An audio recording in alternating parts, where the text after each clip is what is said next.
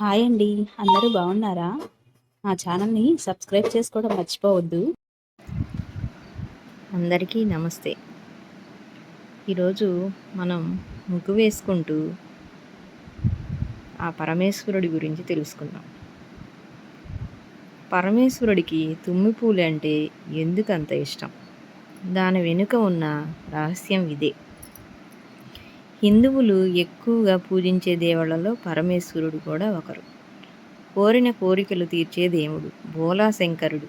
ఎవరినైనా సరే శివలింగంపై కొన్ని నీళ్లు పోసి భక్తితో కన్నీళ్లతో పరమేశ్వర ఆదుకోవయ్యా అని వేడుకోగానే వెంటనే ఆదుకునే దేవుడు ఆ పరమేశ్వరుడు.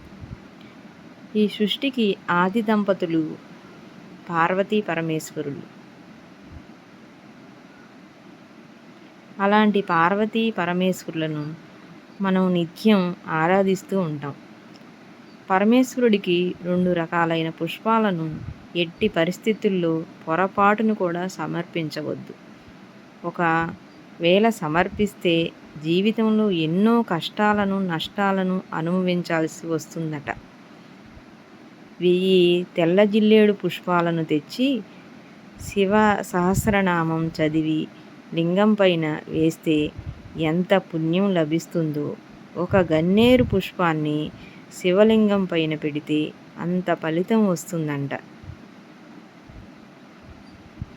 అని శాస్త్రం మనకు చెబుతుంది. 1000 గన్నేరు పుష్పాలు శివ సహస్రనామం చదివి శివలింగం పైన పెడితే ఎంత పుణ్యమైతే వస్తుందో అంతే పుణ్యం ఒక మారేడు దళం శివలింగం పైన పెడినా అంత ఫలితం వస్తుందంట. అలాగే ఒక బిల్వపత్రాన్ని శివలింగం పైన పెడితే 3 జన్మల పాపాలను శివుడు హరించి వేస్తాడట. 1000 బిల్వపత్రాలను 1000 దళాలను శివలింగం పైన వేస్తే ఎంత ఫలితం వస్తుందో ఒక్క తామర పువ్వును శివలింగం పైన పెడితే అంత ఫలితం వస్తుందంట. అదేవిధంగా 1000 తామర పుష్పాలను శివలింగం పైన పెడితే ఎంత ఫలితమైతే వస్తుందో అంత ఫలితం ఒక్క ఉమ్మెత్తు పువ్వును శివలింగం పైన పెడితే వస్తుందని శాస్త్రం మనకు చెబుతుంది.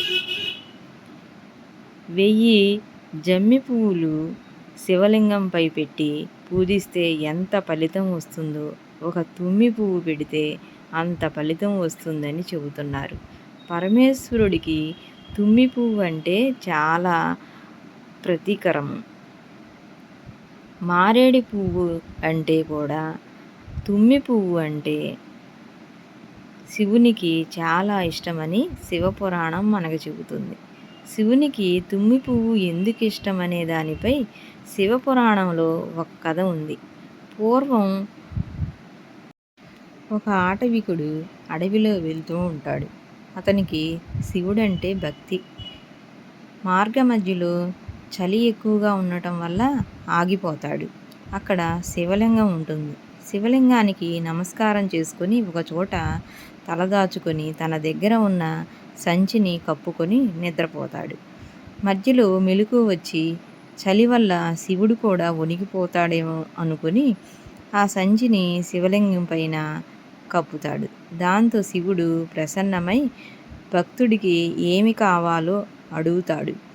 తన పాదాలు ఎప్పుడు శివుని పైన ఉండాలని కోరుతాడు. అంటే శివుడి పాదాలు తన పైన ఉండాలని సరిగ్గా అడగకుండా తప్పుగా అడుగుతాడు. అయినా కూడా శివుడు అతన్ని కోరికను ప్రసాదిస్తాడు. వచ్చే జన్మలో ఆ ఆటవికుడు తుమ్మి పువ్వుగా జన్మించి పాదాల రూపంలో ఉండి ఎప్పుడూ తనపై ఉండేలా కోరికను ప్రసాదిస్తాడు. అందుకే తుమ్మి పువ్వు పాదాల ఆకారంలో ఉంటుంది. ఈ రకంగా శివుడికి తుమ్మి పువ్వు అంటే ఎక్కువ ఇష్టమని శివపురాణం మనకు చెబుతుంది. శివుడికి ఎన్ని పువ్వులతో పూజ చేసినా తుమ్మి పువ్వుతో పూజ చేయడం మర్చిపోవద్దు.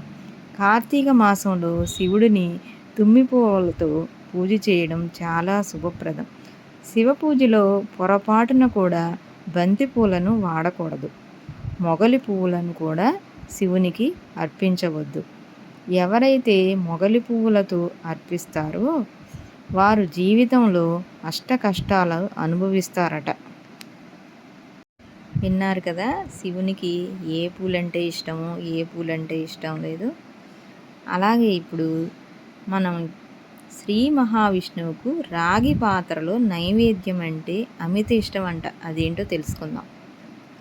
సాధారణంగా ఆలయ దర్శనానికి వెళ్ళినప్పుడు అక్కడ అర్చకులు స్వామికి ఓ పాత్రలో నైవేద్యాన్ని పెడుతూ ఉండటాన్ని చూస్తూ ఉంటాం.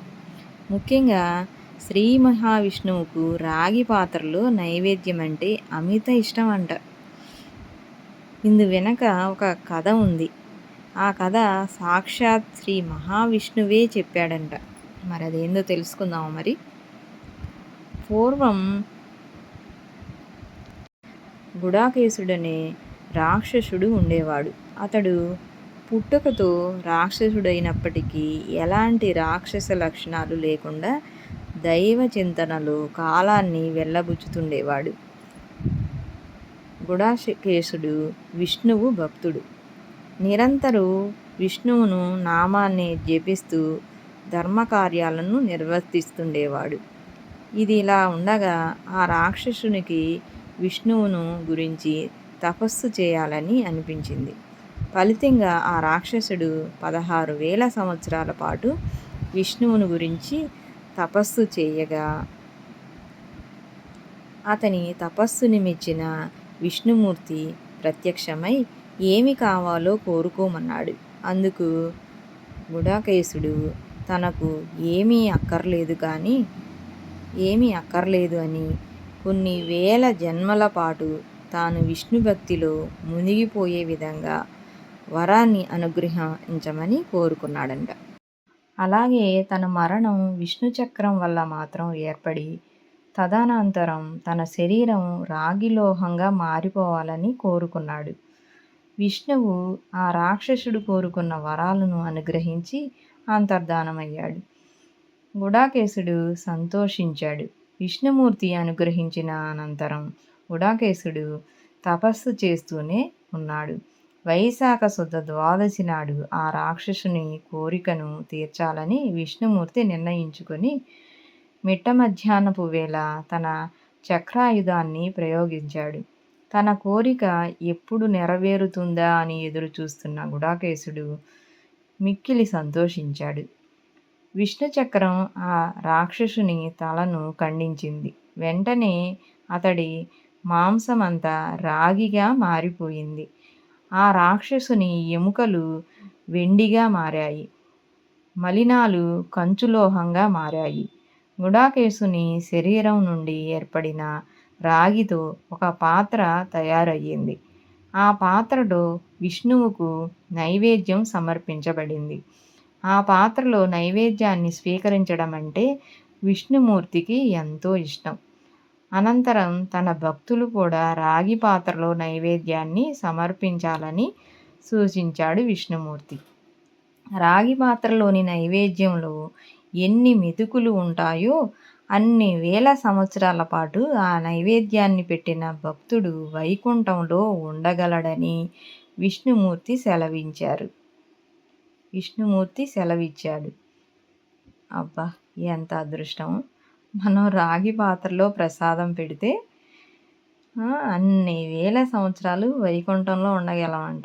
ఆ ప్రసాదం ఎంతైతే పెడతామో. అందుకే విష్ణుమూర్తికి రాగి పాత్రలో నైవేద్యం సమర్పించటం వెనుక ఇంత కథ ఉంది. సత్యనారాయణ స్వామికి ఎర్ర గోధుమ నూక ప్రసాదం ఎంత ఇష్టం.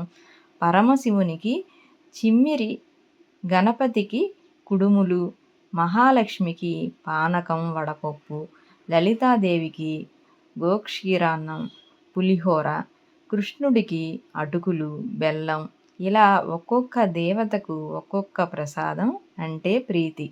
ఆ ప్రసాదం ఇష్టం వెనుక కూడా మనకి తెలియని విషయాలు ఎన్నో ఉంటాయి. వారికి అవి ప్రీతి అంటే. ఇంకో విధంగా ఆలోచిస్తే అవి వారికి నివేదన చేసి మనం స్వీకరిస్తే మన ఆరోగ్యానికి మంచి శక్తి ఇవ్వడమే. ఆ నిర్గుణ పరబ్రహ్మం ఎప్పుడు లోక సంక్షేమమే కదా చేస్తాడు. సర్వే జనా సుఖినో భవంతు. అలాగే ఇప్పుడు ఇంకొక చిన్న కథ తెలుసుకుందాం. ఒకసారి కుండను ఎవరు అడిగారట, నువ్వు ఎలాంటి పరిస్థితిలోనైనా చల్లగా ప్రశాంతంగా ఉంటావు కదా, అది ఎలా సాధ్యం అని. అప్పుడు కుండ చెప్పిందంట ఇలాగా, నేను ఎప్పుడు ఒకటే గుర్తుపెట్టుకుంటాను, నేను వచ్చింది మట్టిలో నుండి, వెళ్ళేది మట్టిలోనికే అని. మధ్యలో ఆవేశం, గర్వం, అహం అవసరమా అని చల్లగా జవాబిచ్చిందంట. నాది అనుకుంటే బాధ్యత అవుతుంది, నాకెందుకు అనుకుంటే బరువు అవుతుంది. స్నేహం, ప్రేమ అనేవి దీపం లాంటిది. వెలిగించడం చాలా సులభం, కానీ ఆరిపోకుండా కాపాడుకోవడంలోనే ఉంది అసలైన గొప్పతనం. కష్టం విలువ తెలిసిన వారు ఎవరినీ కష్టపెట్టరు, ఇష్టం విలువ తెలిసిన వారు ఎవరినీ వదిలిపెట్టరు. లోపాలనే పట్టుకొని వేలాడితే బంధాలు ఎప్పటికీ మెరుగవు. మన మనస్సు విశాలం చేసుకున్న కొద్దీ ఎదుటివారి లోపాలు చిన్నవిగా కనిపిస్తాయి. అయినా ఇష్టం ఉన్న బంధంలో ఏదీ కష్టం అనిపించదు. ప్రేమ ఉన్న బంధం ఎప్పటికీ చెక్కుచెదరదు. అవసరం ఉన్నప్పుడు పలకరిస్తున్నారని ఎవరి గురించి బాధపడకు. వాళ్ళు చీకట్లో ఉన్నప్పుడు నువ్వు వెలుగులా గుర్తొస్తున్నావని సంతోషించు. స్వస్తి. సర్వే జనా సుఖినో భవంతు. జై శ్రీకృష్ణ. జై శ్రీరామ్. ఓం జయ గంగాధర హర శివ జయ గిరిజాధీశ శివ జయ గౌరీనాథ. త్వం మాం పాలయ నిత్యం, త్వం మాం పాలయ శంభో కృపయా జగదీశ. ఓం హర హర హర మహదేవ. కైలాసే గిరిశిఖరే కల్పద్రుమ విపినే శివకల్పద్రుమ విపినే కుంజతి మధుకర పుంజే, కుంజతి మధుకర పుంజే కుంజవనే గహనే. కోకిల కూజిత ఖేలతి హంసావలి లలిత, శివహంసావలి లలిత. రచయతి కళాకలాపం, రచయతి కళాకలాపం నృత్యతి ముద సహితాం. ఓం హర హర హర మహదేవ. తస్మిన్ లలిత సుదేశే శాలామణిరచిత, శివశాలామణిరచిత. తన్మధ్యే హర నికటే, తన్మధ్యే హర నికటే గౌరీ ముద సహితాం. భూషణభూషిత దేహ రమయతి నిజరమణం, శివరమయతి నిజరమణం. బ్రహ్మేంద్రాదిసురేశ, బ్రహ్మేంద్రాదిసురేశ రాధిత సచ్చరణం. ఓం హర హర హర మహదేవ.